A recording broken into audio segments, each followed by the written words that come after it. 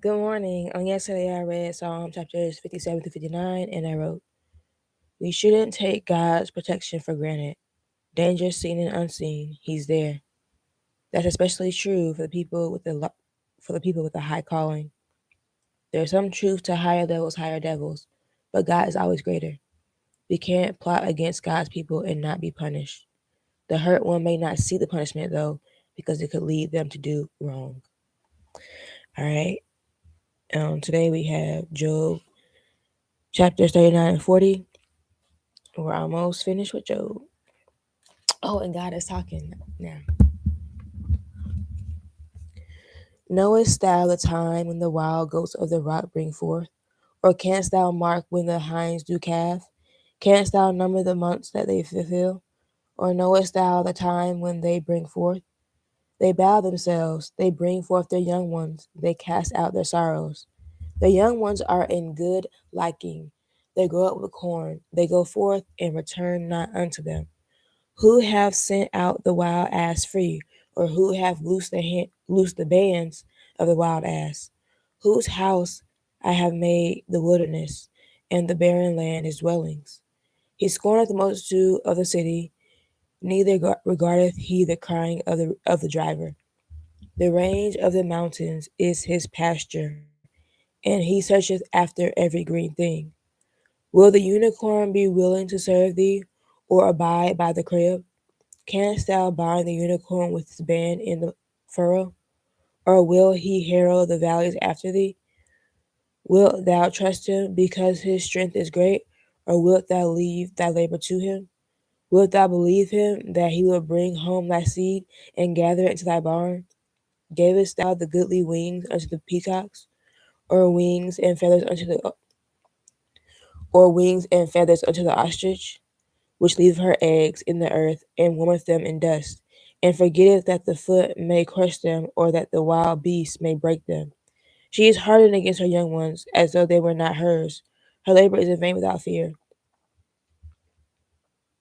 because God hath deprived her of wisdom, neither hath he imparted to her understanding. What time she lifteth up herself on high, she scorneth the horse and his rider.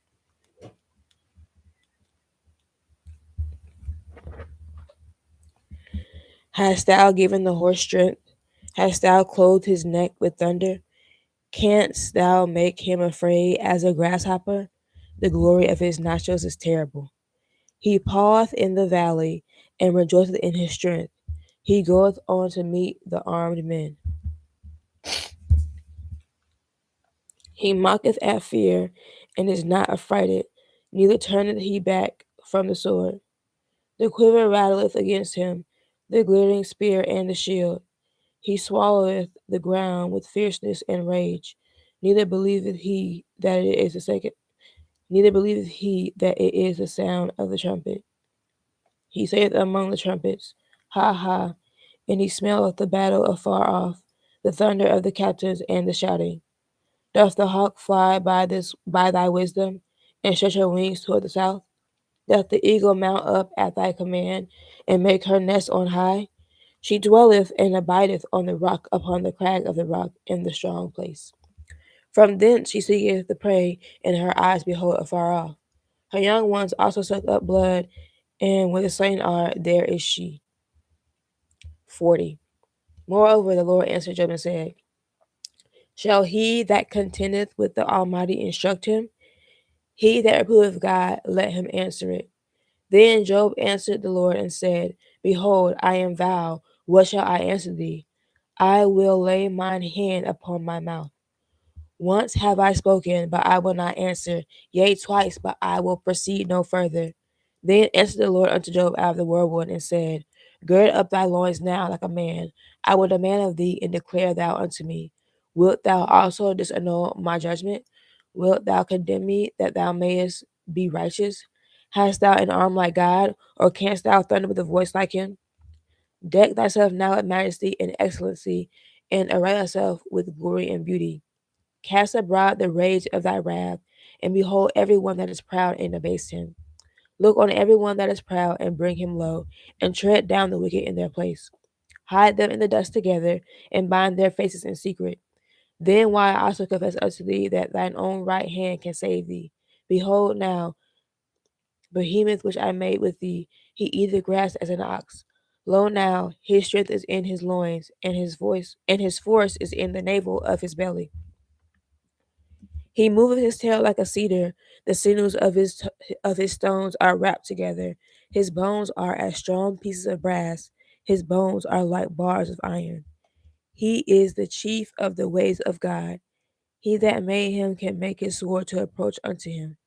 Surely the mountains bring him forth food, where all the beasts of the field play. He lieth under the shady trees, in the covert of the reed and fens. The shady trees cover him with their shadow. The willows of the brook compass him about. Behold, he drinketh up a river, and hasteth not.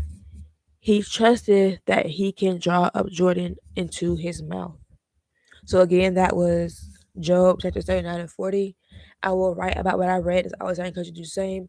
Write about it. Talk about it. Share it. Pray and meditate on the word of God. And have a blessed day. Bye.